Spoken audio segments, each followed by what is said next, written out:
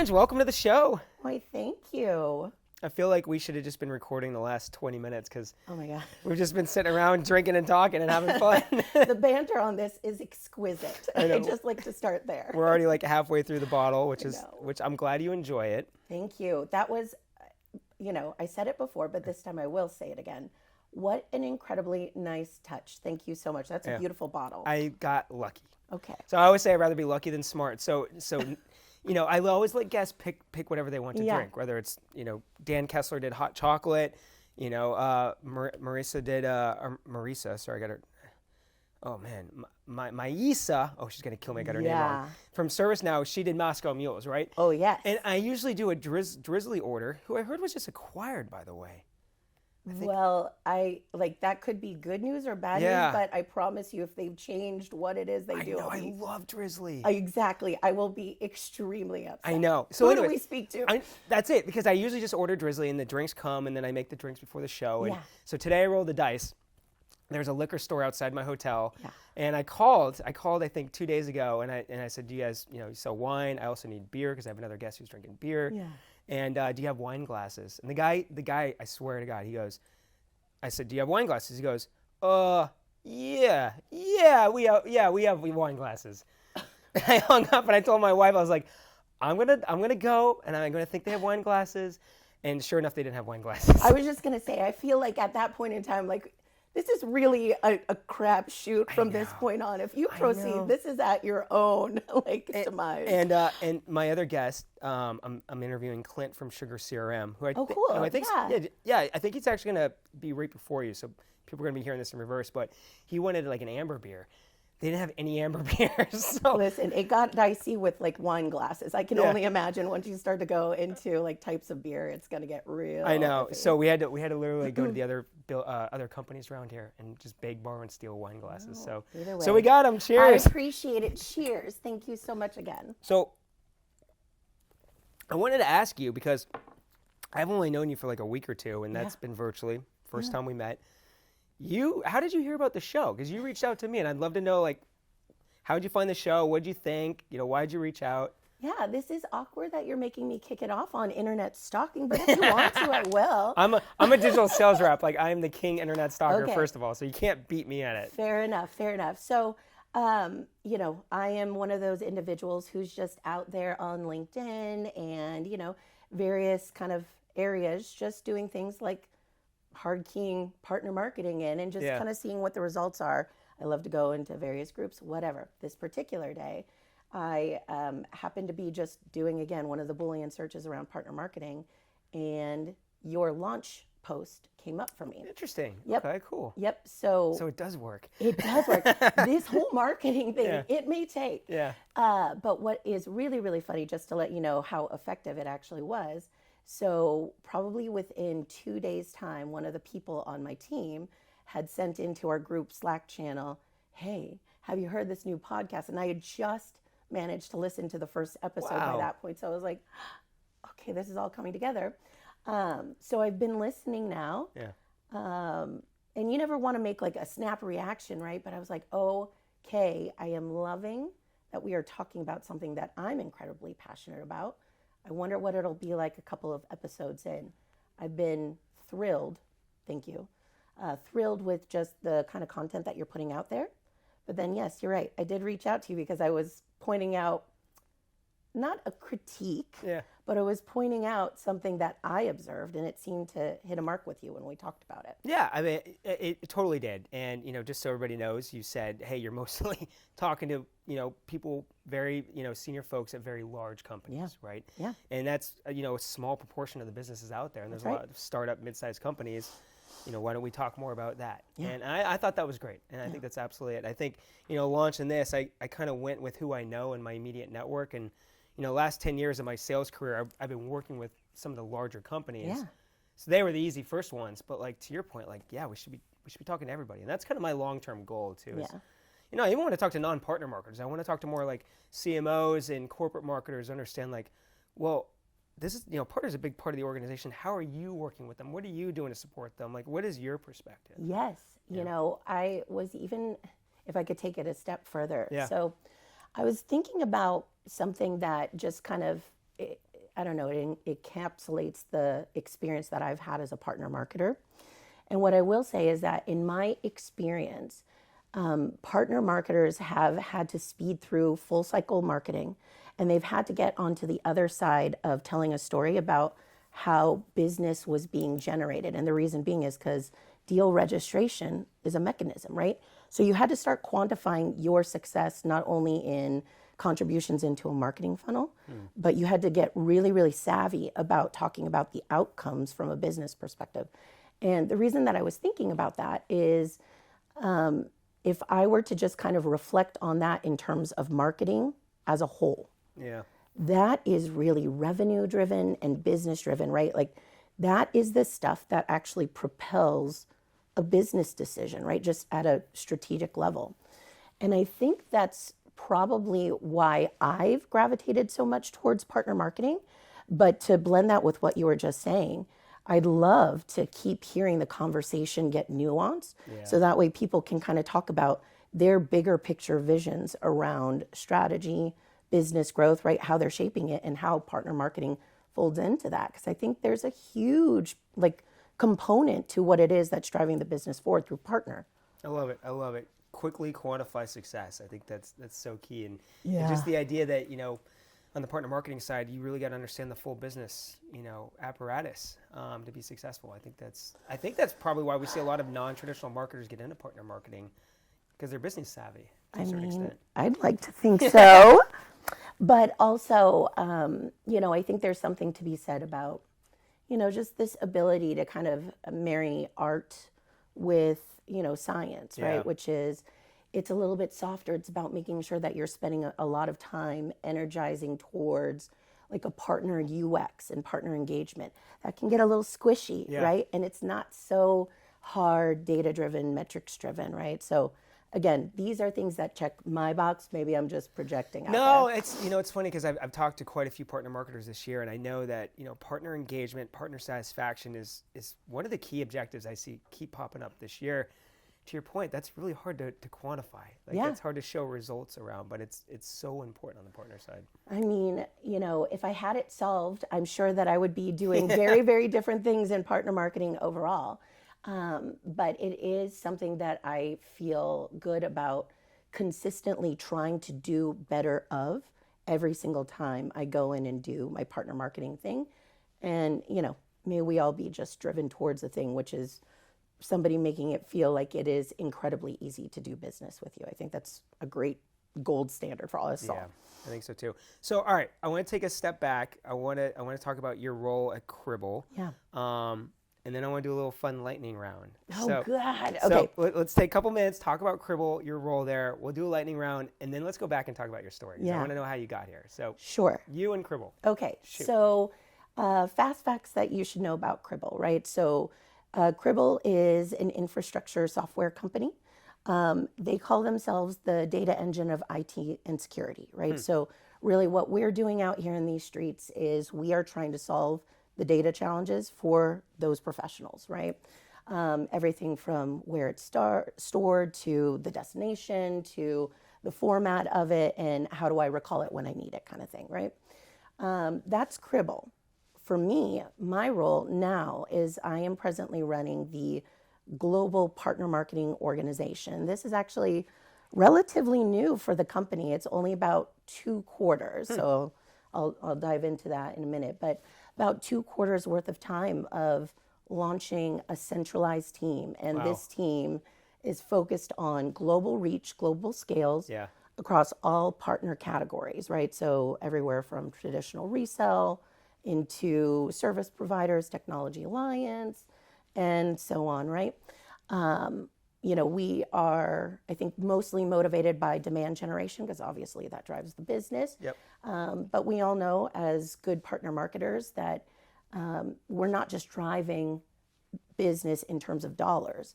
The way that you're fueling the partners out there, right, is if you are fueling them from a recruitment and enablement, the things that I was describing is kind of like partner UX, partner engagement. So that's really what we're working on, and here we go. I love it. Yeah. I love it. And there's There's so much I want to dive into, just your worldview of doing everything you just said from a startup standpoint, which I think could help a lot of people out there.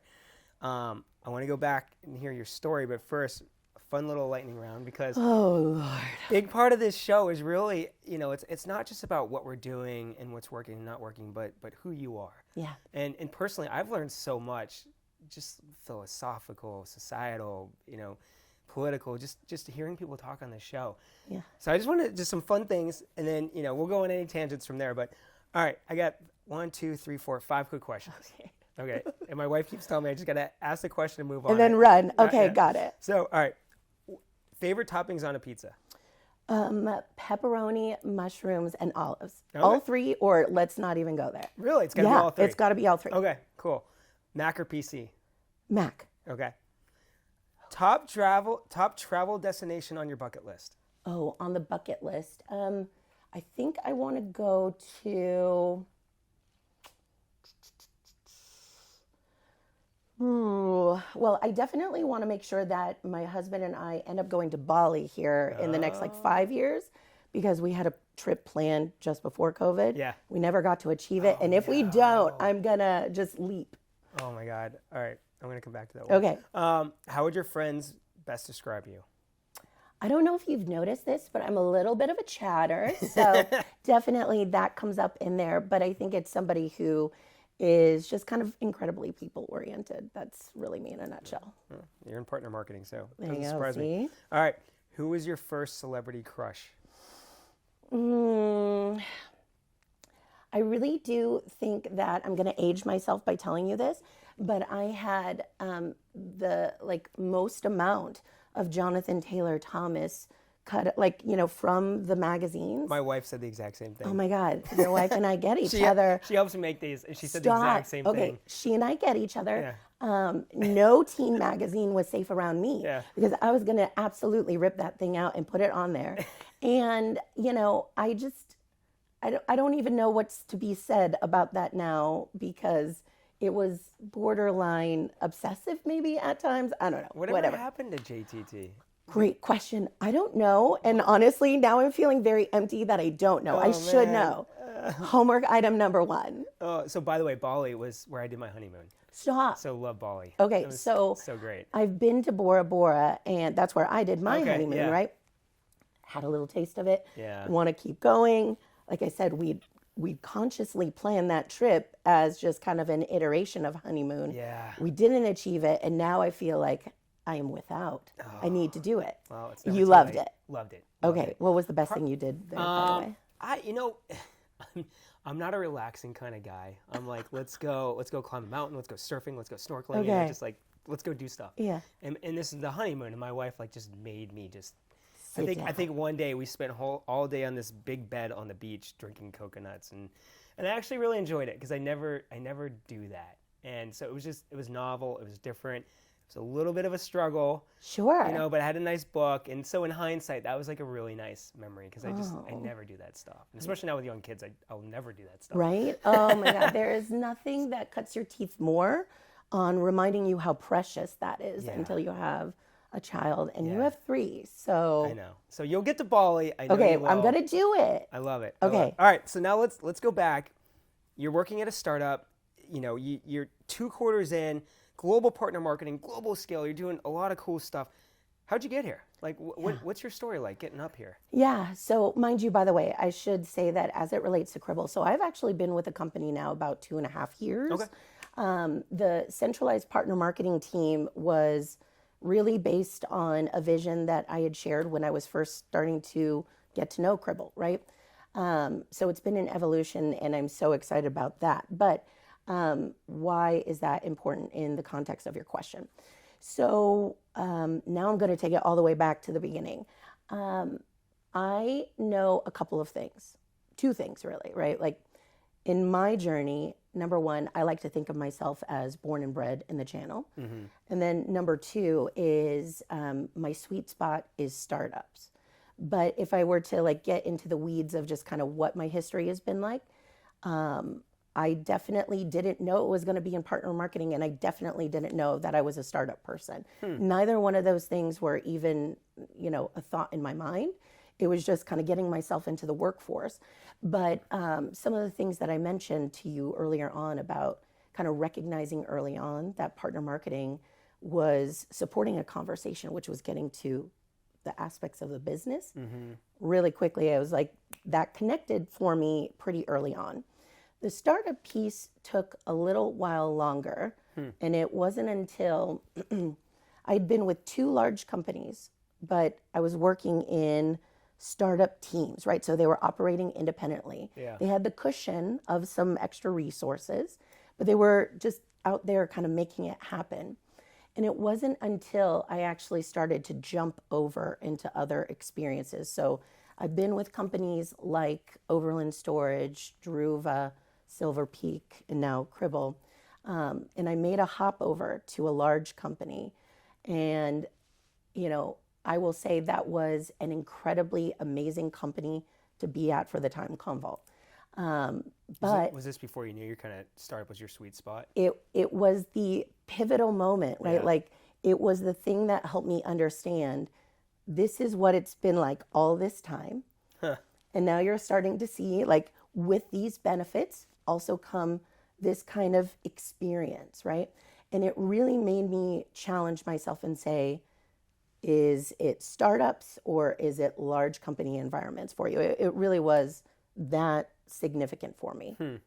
How would you describe from your point of view the differences of one versus the other as you were kind of figuring out you liked one better than the other? Like, and the reason why I ask this question, if someone else is in that spot, maybe they're more inclined to go to a bigger company. Like, how did you define one versus the other if you're in that pivotal point trying to figure out which one would be better for me?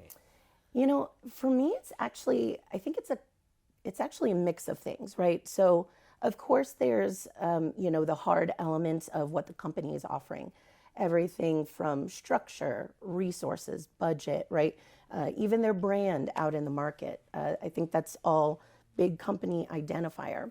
But I think there's also something to be said about stylistically who you are amidst all of that, right? And so, you know, I think one of the ways that I kind of equate it is, are you an individual who requires just all of the information to come from the top down in order for you to know your path forward? Or are you an individual who likes to collect from the bottom, feed that information up, and help shape the actual decision making? I'm the latter, right? So that's how it hits for me. And you had to figure that out by working both. Well, that's what I'm saying, right? Like I don't necessarily know if it felt like that conscious for me until I went into a company where they were much more significant. Yeah. And I was reflecting and going, Did you figure that out right away, or were you there for a little while and then you're like, oh, I got to get back to the startup world. That's where I want to be. You know, I'd be doing a disservice to the company if I said I figured it out really early on. I don't think I necessarily did, but I think definitely you start to kind of realize some things that are just shaping and materializing for you or not. And you go, okay, I like this, I don't like this. But what I will say, right, is that I had tremendous growth at that large company. So very, very grateful for that experience. But it really was a pivotal kind of Ange experience, right? Yeah. Well, I mean, you know, even if you're in the wrong role, wrong company, you can still, A, contribute a lot, and B, learn a lot. Good point. Yeah. I mean, I think just personally in my career, I've always learned and I think progressed the most when I've been the most challenged, right? So you're not always, you know, you're in the best situation doesn't mean you're always going to grow and learn. So maybe, well, to that second point, I wonder if that also just, you know, if that's also a little bit about just kind of startup, you know, partner marketing in general, is it's not necessarily all just kind of very, very clear. It's not necessarily a green, clear path for you, right? Some of us got to like struggle a little bit, but part of that is the actual journey of the struggle and building it ultimately. Yeah, it's funny you say that. You know, I was talking to Melissa from Zscaler. And that's right. It was, you know, great conversation. And, you know, she was saying that your career path is not always linear. Sometimes you're taking a step back. Sometimes you're doing, going in different directions. But she's like, that's okay. Like, don't see it as a negative. Sometimes you have to take a step back to get forward. You know, that is really, really great advice. And frankly, like, I hope everyone who does decide to pursue partner marketing has a journey where they can really take advantage of what you're suggesting. I fully agree. I've gone forward, I've gone backwards, I've certainly sidestepped, and I've kind of brought myself back into the footing. But, kind of the point we're both making, right, is I think that's ultimately how you determine some of the things about what I like, what I don't like. And if you don't have that, where are you then? So would you have done anything differently or give yourself any type of advice looking back in hindsight? If someone else that might be earlier in their career trying to get to where you are? I think a couple of things. First and foremost, I think, forgive me, I'm going to create like a gap between us for a second and I'll draw us back together. I think especially for women kind of coming up in their career, they spend a lot of energy trying to kind of get that space at the table, right? And they work really, really hard at putting that energy there. Sometimes they actually become incredibly centered on figuring out their gut and their instinct. And sometimes it can be a little bit performative. And what I will say is my advice would be for young Ange is, your gut was actually telling you a lot of the right stuff and the right judgment calls to make pretty early on. And I wish I would have trusted some of that kind of gut read earlier then, right? Would I change the trajectory of my career? No, but had I listened to it differently and earlier on, would I be at a different result? Possibly. Yeah, interesting. Yeah. I like it. There was a research study, I can't remember who put it out, but they were like, if you trusted your gut around decision making, and they basically broke it down, you'd be like X% more accurate than if you sat around and thought about something for longer. Absolutely. Yeah, and I think maybe it's just this life lesson that we just need to be knocked down a couple times to tell us you should have gone with your gut decision on that one, right? I'm telling you, there is something, again, I keep bringing it back to it, but what you're describing, while I think being a great kind of guardrail for just people and how we operate, it really does resonate for me as startup. Startup culture really does provide you with so much of this stuff that we're describing. It moves quickly. With the right company, you'll fail fast, right? It will present you with challenges that you feel like, oh my God, I don't know how I'm going to get past it. And then somehow miraculously you end up doing it. And it creates this grit and tenacity with it along the way. I love it. All right, so you're at a startup now, Cribl. Yes. What has been their approach to partner marketing? It sounds like it's really come together in the last 2 quarters. I'd love to talk through that strategy. So, and again, I want to make sure I paint this picture correctly with you because the thing that I really, really loved about Cribl when I was first getting to know them 2.5 years ago is they said partner first, even then. And we're a 5-year-old company. So to say 2.5 years in, yes, we're partner first. And P.S., they've been doing it already, right? That blew my mind. And it, I guess I will just take a step back and say, why is that so important, right? By comparison, is the things you have to kind of crawl through when a company doesn't make a decision to go partner first early enough is just, it's really, really significant, right? The overall, it takes internally just to start to get things to kind of point in the direction you want. But by comparison, Cribl had none of those barriers, right? So they had declared partner first. They've been operating that way. And, that was the thing that really hooked me because when I introduced myself to Cribl, I had said, I'm coming in under this point, which specifically was against regional marketing, but I'm born and bred of the channel. I'm going to operate to help you build this particular piece at the field level. And let's just make sure that we're all working from the same playbook. Thankfully, they've promised me build, they've promised me partner first, and they've always delivered on that. Now, what I've helped them achieve is, I think, enough recognition of, there's momentum here.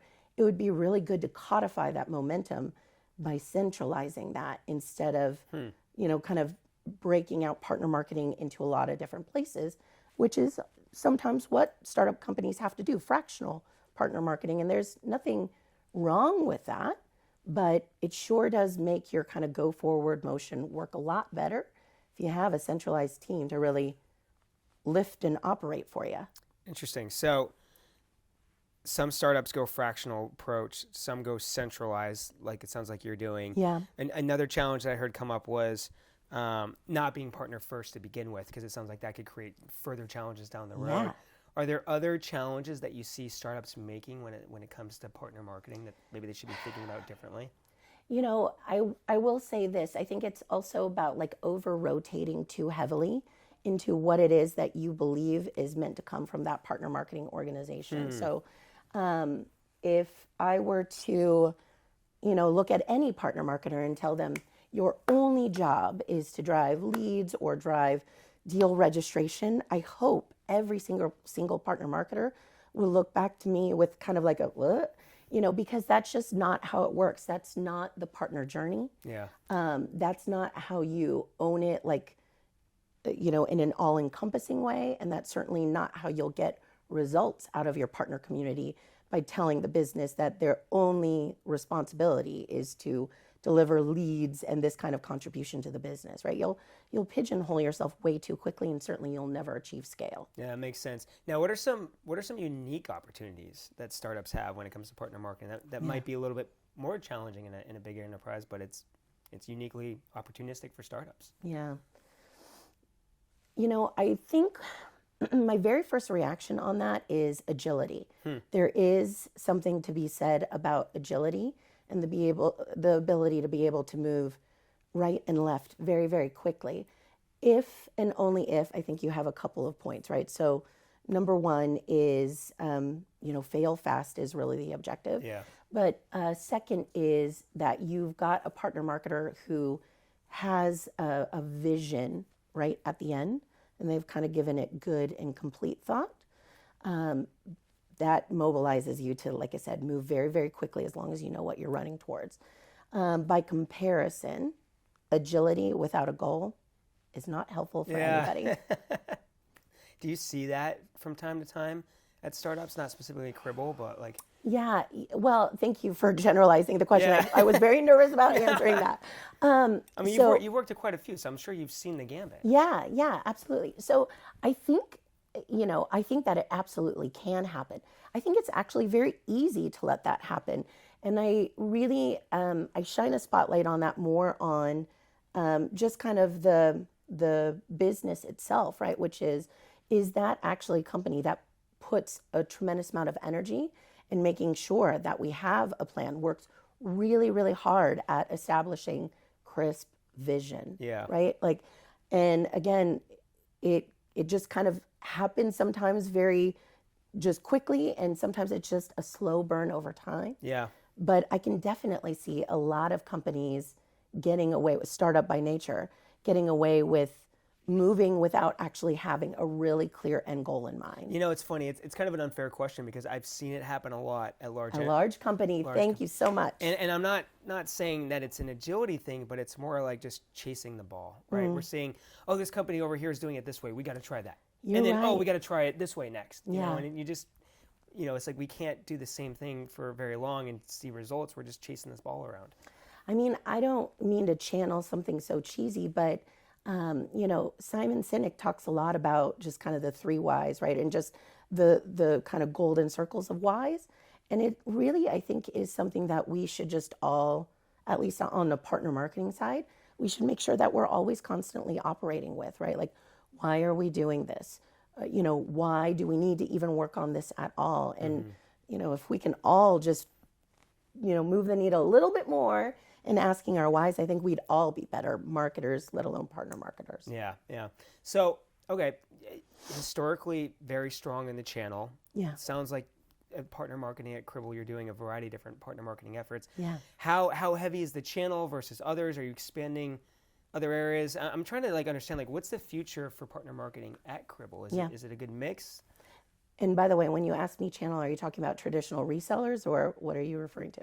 Typically, yeah, okay. But you tell me if I'm wrong. No. So the reason why I ask is, well, first and foremost, there's about 1,000 different names, right? Bars, channel, resellers, solution providers, whatever you want. But, I will say this. When I had joined Cribl, we were looking for access into net new accounts. The majority of that reach, like traditionally, happens in reseller engagement, right? Yeah. So we spent a good majority of our time building out a partner program, running our programs, running our tools that were definitely skewed and weighted towards resellers. But that is notwithstanding to all of the kind of seeding and germination that was happening in the background those many years ago at Cribl, right? So we were working on launching our technology alliance partner programs. We were working on seeding our MSSP category. We were launching our CSP engagement strategies, right? So we've got a good baseline of those as well. But, just to kind of put a pin in it, right? If I think about where we're going to go next, it's absolutely expansion of those things, right? I want to make sure now that we are moving our resellers to be empowered to own more of the selling cycle as well as the post-selling motion. But I want to make sure that we really have reach out of those other partner categories. You find that as a big challenge? Because I've often, the reason why I ask this is I working with a lot of channel marketers. A lot of the resellers don't necessarily have the resources or, oftentimes, and I'm generalizing here, but the resources, marketing skill, how, nurturing, I mean, you run the gambit, right? And as you run programs with it, is it hard to get them to do more when they sometimes lack those resources or skills to do it? Yeah, although, I want to pause it and say there's something to be said for your ideal partner profile, because I've worked as, partner marketer, aligning to partners who were specialized, consultative, type of partners, and they are definitely smaller in nature. They don't have the resources. By comparison, I'm spending a tremendous amount of energy on partners who are pretty significant out there, right? They definitely have the resources. They definitely have the reach and the capability. And now you have to make yourself relevant to them in the ways that they want to go forward. So it's a real balancing act, figuring it out all the way through. But I think the secret sauce is focusing on partner UX and partner engagement all the way through. If you're really delivering on ease of doing business with that critical partner, right, whatever that partner may be, you'll figure out the pieces around how do I support them. And it will hopefully show in the types of things that you're offering, everything from the scope of your program, the tools, the way that you engage with those particular partners, for sure. I'd love to dig into that a little bit more. I used to work with a woman, Billy Goldman at Intel, love her to death. And, she'd always say, I want to hit the easy button for my partners. Yeah.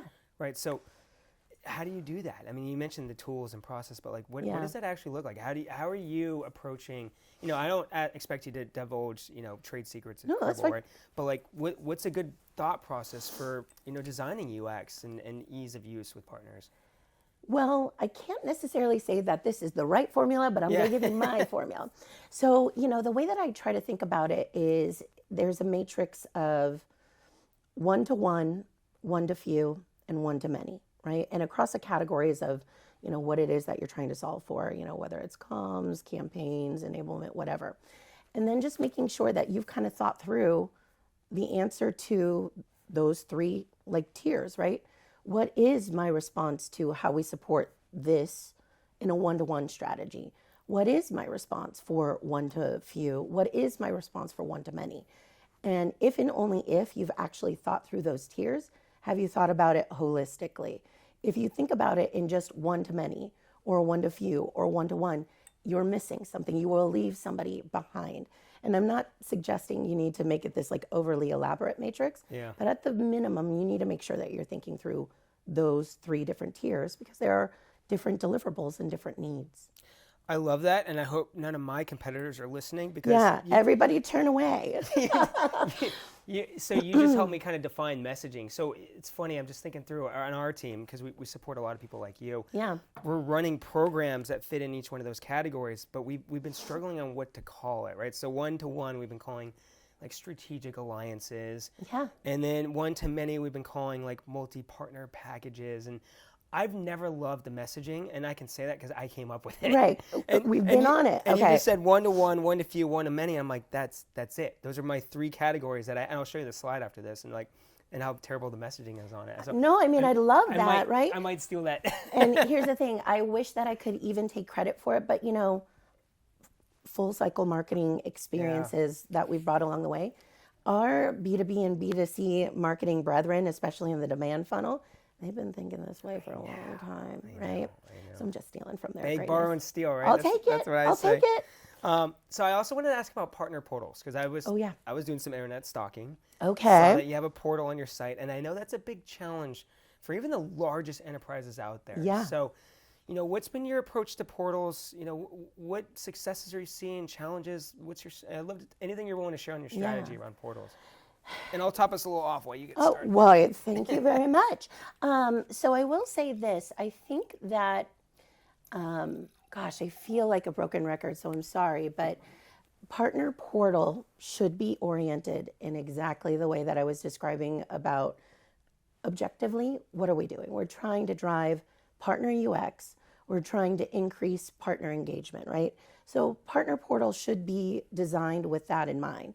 And mind you, I've had all of the experiences of, and no shame on Salesforce, right? But we've all had those experiences where we've had to build partner portals on top of the Salesforce platform, and it requires a tremendous amount of DIY and really, really significant lifting, maybe even just to feel like you're delivering table stakes, right? Wow. So by comparison, my present day perspective on it is really, really think about almost like PRM style, right? So it's really about making sure that you are optimizing for that UX and that engagement along the way.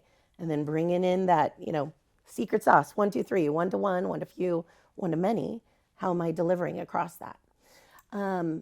Last but not least, I will say this as it relates to just my thoughts on partner portals. The solution is not DIY. It's not. You should really be it's just like if somebody, met with Cribl and said, the only answer here is DIY. I would respectfully disagree, right? Just because while it's, I'm sure, a very measured and impactful way, there are other ways. So you should maybe go and speak to people who are incredibly specialized about it, right? So that is absolutely the approach that I try to adopt present day. Okay. And certainly you would see reflected in the tools that we've reintroduced and launched this past year to the Cribl Partner Portal. So does that mean building your own with specialists or consultants, or using kind of a best of breed solution, or best of breed solution? Okay. And again, I'm being incredibly biased, I know, but if you're going to a best of breed solution provider, I promise you, they're not coming with just kind of Joe Schmo, good enough is good enough. They are really turning on the bells and whistles, and they can show you things that you never even thought of, right? Gamification, how does that integrate into automation and partner journey? It's a beautiful thing, right? And that's stylistically a personal preference, but just something that I would definitely encourage almost any partner marketer, assuming that they have the resources to go there, to at least listen to their story. Are there any platforms that you'd be willing to share or recommend? Sure. I mean, I've definitely worked in systems like Imperva. I really, really enjoy Allbound. I got to give them a shout out. They've been really, really significant, and it's a vendor that I plan to continue working with. It's Allbound? Allbound. Yep. Okay, cool. And then are they integrated into your other marketing tools, or how does this connect to everything? Yeah. So for me personally, what I needed to make sure of first and foremost is that they could actually have native and intuitive integration into the things that were running my business workflows, right? So they integrate with deal registration system, partner application system, CRM, specifically being our kind of it's the single source of truth, making sure that there's deep and tight integration there. That I think has been, again, the thing that we must start with. But if we can't get past that, I promise you the conversation will not continue. Yeah, it makes sense. Well, that's cool. Yeah, I mean, portals just keeps coming up for people as a challenge, but I think a lot of people will just think about if they can just put the right program in there, they'll get the engagement. But I think a lot of folks might be missing the UX point. I think that's incredibly important. How are you getting feedback on UX? Are you involving partners and getting their opinions? Are you looking at results? I mean, obviously you're looking at results, but like when you're designing UX, what does that process look like? Yeah, so this is actually a really timely question. So I'm not divulging any secrets, but certainly I'll speak to the experience with Cribl. So as I mentioned, Partner Portal was absolutely one of the big things that was in my sightline when I had joined the company. And so we spent a tremendous amount of energy last year, even before we centralized the team, to relaunch the Partner Portal. It was that big of a deal, right? So here we are now a year later, and we were very clear with ourselves internally around talking about what are the metrics of success we actually want to look at in order for it to tell a story that we wanted to hear, big time. But now you asked the $1 million question, which is, are you talking to your partners about it? So in addition to just kind of like the one-on-one conversations, we're getting ready to launch our inaugural partner satisfaction survey. And that's the whole experience that we want to hear about. Tell me what's working. Tell me what's not. Yeah. Right. And again, this is all operating under the umbrella of partner UX, driving partner engagement. Yeah, I love it. I love it. How long have you been doing that study for? It's going to be our first one under the new relaunch, got it. Awesome. So I'm really, really excited just to see what it is, right? Like, again, I could pull these numbers out and I could tell you a great story just based on the numbers, but you know, that's my biased version. I want to hear it straight from their mouth. Yeah, no, it's great. I mean, I think a lot of anecdotally, you know, people are just looking at the results. Like we're not getting partners coming in. We're not seeing the engagement. We're not seeing MDF being taken. Like, what do we do? And I think like just involve them in the process and get their feedback. So one other thing that I'm kind of thinking through, and again, this is just timely. It's not a secret sauce. I can talk about it pretty openly. So one of the things that I'm trying to think through right now is creating almost like a scoring system of what does it actually mean to measure partner UX or partner engagement, right? And based on some of the real actions that we see from partners, you know, building out this idea of, you know, are we above or below the line based on just kind of the numerical values that we're assigning to some of these things. I don't know if that's the right way to do it, but I think it's pretty cool to, you know, try to give data-driven, KPI, you know, oriented assignment to the idea of how do I further partner UX instead of making it all artistic and feeling based. Yeah. It sounds like Owlbound should be paying you for some consulting. I mean, I'm just saying I wouldn't mind it, but well, here's what I will say, and I can't even take credit for it. One of the individuals on my team, she was absolutely an ambassador to the brand, and she got me introduced to them, and it was just, you know, the kind of aha moment of like, oh shit, if we're really serious about this partner UX, partner engagement thing, you know, there's a couple of vendors here in the top right quadrant who are really serious about it. Owlbound being one of them, but I don't want to, you know, diminish the other vendors that were in there as well, for sure. Yeah.